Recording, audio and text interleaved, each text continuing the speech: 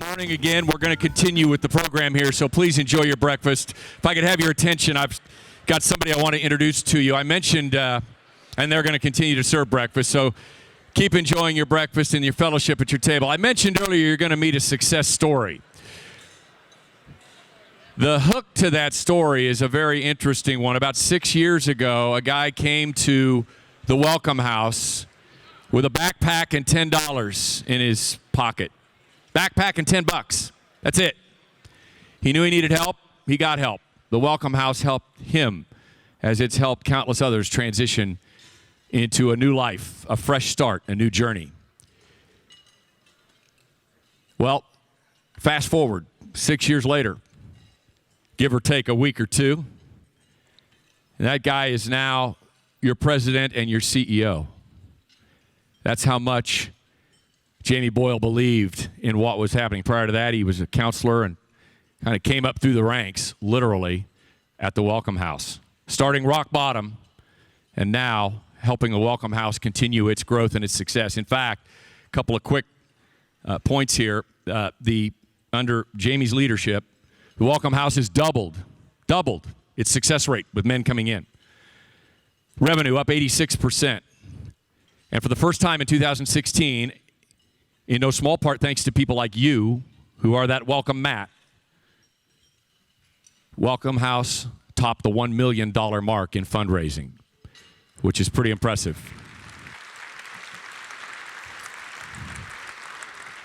Man, if it were publicly traded, we'd want a piece of that stock, wouldn't we, Jamie? Please say hello to your president and CEO, Jamie Boyle, and continue to enjoy your breakfast. Jamie?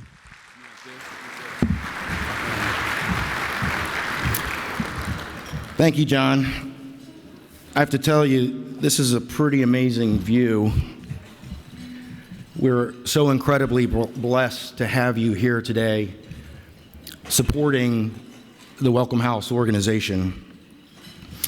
Hi, my name is Jamie, and I'm an alcoholic. All right, it's a little early, I know. Let's try it again. Hi, my name is Jamie, and I'm an alcoholic. Much better. Thank you. I want to start this morning by taking a few minutes to recognize and say thank you to a number of individuals and groups for their effort, hard work, and significant contributions both to today's event and to the Welcome House in general. I want to thank Grant Baumgartner, once again, Breakfast Committee Chair this year, the entire Breakfast Committee and volunteers that have worked so hard to create this world-class event. I want to thank our major sponsors for their financial support and their in-kind contributions. I want to thank Tom Watson, Daryl Strawberry, and John Holt for their participation and service here today. I want to thank my staff at the Welcome House. I tell you what, these guys make delivering the mission of the Welcome House so much fun. And guys, it's an honor to walk the path of recovery with you, so thank you. I want to thank the Welcome House Board of Directors for their leadership, vision, and support, and for the opportunity to serve and represent an organization that means so much to me personally and that is such a vital player in the battle against alcoholism and addiction in Kansas City. Finally, I want to say a very special thank you and recognize a group of folks, some of which are here with us today. I want to thank the Reverend Ted Pierce and the entire congregation of the Rolling Hills Presbyterian Church. This year, Welcome House was selected as their Easter offering recipient, and a number of weeks ago, we received a check in the amount of $31,188 to purchase a second 15-passenger van. Rolling Hills, thank you so much. We're humbled and honored by your generosity and your grace. Now, if you will, I want you to think for a second. Have you ever had one of those experiences that when it was over, you realized that you're so incredibly blessed? One of those sort of big picture moments were experiences that clearly demonstrates the how and the why. an experience you didn't expect, couldn't have planned for, and no amount of money or effort could equal in value. I had one of those recently, and I want to share it with you this morning. A number of months ago, I'm sitting in my office, and one of the desk guys comes up and says, "Hey, there's a city official here. He needs to do an annual inspection." Now, by the way, annual inspections, highlight of my responsibilities at the Welcome House. Love them, love them, love them. Anyway, as we made our way in our introductions, I realized I hadn't worked with this inspector before. Somebody else had handled these inspections the last couple of years, and so this guy was new to me, and I thought new to the Welcome House. As we walked the building, we made small talk and began to become acquainted. He asked how long I'd worked at Welcome House and how I'd come to get involved with the organization. Going from floor to floor, looking at the stuff he needed to look at, he began asking more specific and informed questions. Questions like, what's the program like today? How many men can you accommodate? How many men did you serve last year? And did you know Mike Leahy? Now, for those of you who don't know, Mike Leahy was Welcome House's first executive director. So at this point, my recovery radar is going off, right? And it just took a couple more minutes to confirm the suspicion. Mixed in with compliments about the condition of our facility, the programs and services we've added, he paused for a moment and then he said, "It takes a special person to work with us. We're insane, you know." Which is very true. A lot of you know that. Now, I have to admit, his comment caught me off guard. And of course, I immediately asked if he was in recovery, and he said, "Yep, for over 20 years now." And then he followed that with, "It's really strange to be back in this building." When the inspection was complete and we were in the privacy of my office, I heard the rest of his story. More than 20 years ago, after a series of events and issues related to his drinking, his employer fired him from a really good job, and he had found himself at the intersection of alcoholism and rock bottom. After attempting to address his alcoholism on his own, without success, he entered the Welcome House program, and he'd been sober ever since. More than that, he remains an active member of the recovery community, has a home group, and attends meetings regularly. He's a father, a grandfather, and he has a great relationship with his daughter and his grandchild. And if that weren't enough, a few years after he completed the Welcome House program, the city rehired him into the job he'd lost. And just like that, the big picture and the how and the why. Now, please don't misunderstand my message. The Welcome House is not a cure for alcoholism or addiction.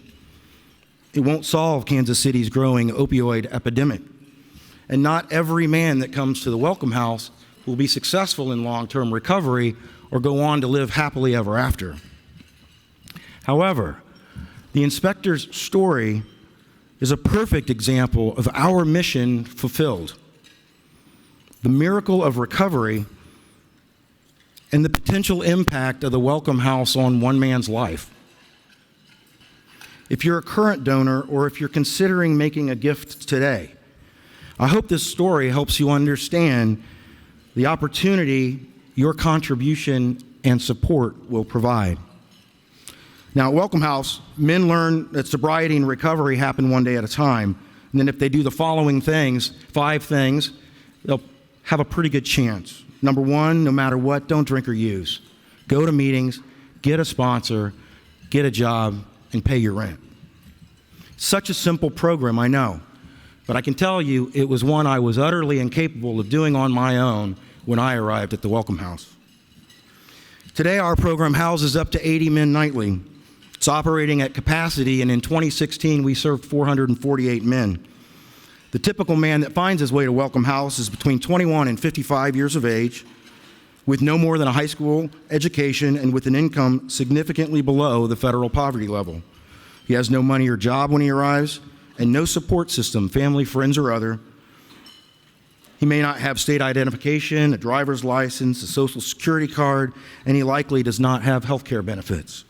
Despite all of those things, and because the primary requirement for acceptance into our program is the sincere desire to be sober and change your life, most men that apply are accepted. Now, I have on here, as John said, we're here to raise a lot of money. I don't remember if you said it. I think you were supposed to say it. Okay. Guys, we're here to raise a lot of money this morning, okay? And to share our program with you. If you look at your table, you should have one of these envelopes, okay? I want you to pick it up while you're eating, open it up, take a look at it, and most importantly, I want you to decide right now how you're going to help us continue to fight the battle of alcoholism, addiction in Kansas City and provide the life-saving, life-changing support of recovery at Welcome House. If you or your loved ones have been impacted by alcoholism or drug addiction in any way, and I know that's a lot of people in this room, I urge you to show your support and help us keep fighting. Individuals will be coming around the room throughout the next few minutes, and they'll be standing at the exits as you leave with bags to collect your gifts. Give generously, give what you can, and realize that even the smallest gift matters. It's because of the Welcome House that I'm sober today.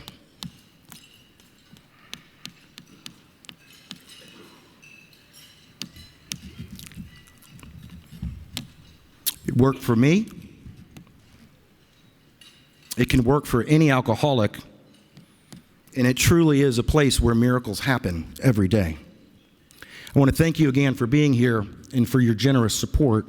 I think what we're going to do now, we had a lot of people that worked really hard on that video, and I want you to enjoy your meals, keep eating, but it was a little noisy to begin with, so I think we're going to run it again if you'll indulge us. Thank you so much, folks.